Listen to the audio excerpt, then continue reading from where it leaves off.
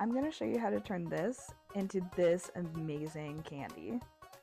I struck gold. Of course I come across this the one day I don't have a plastic bag, but we're going to make it work. I cannot pass this up. Oh, hello friend.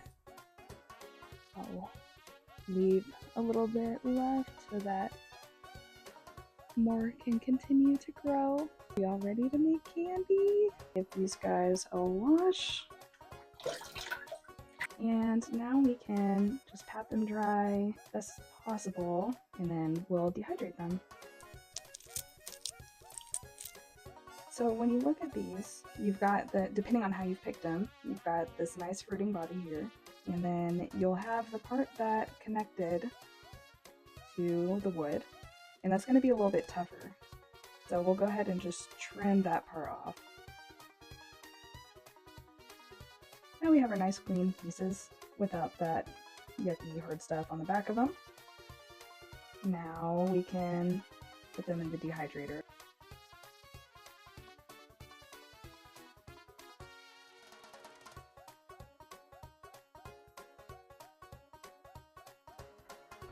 We'll let these guys go until they're fully dry.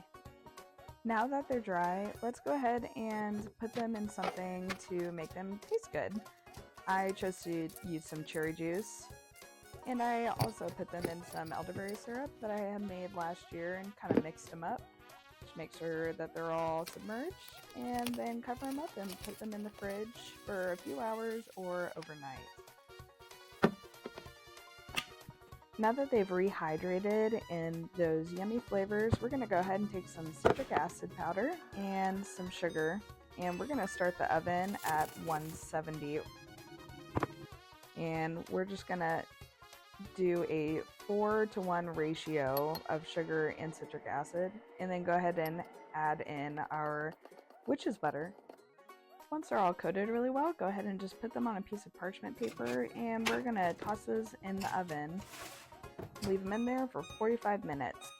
Once they've baked for that initial period, go ahead and transfer the witch's butter onto a separate piece of parchment paper so that they're kind of out of that syrup that they created under themselves. And then leave them in there for another 20 or so minutes. Now go ahead and grab some tapioca flour, or cornstarch will work too.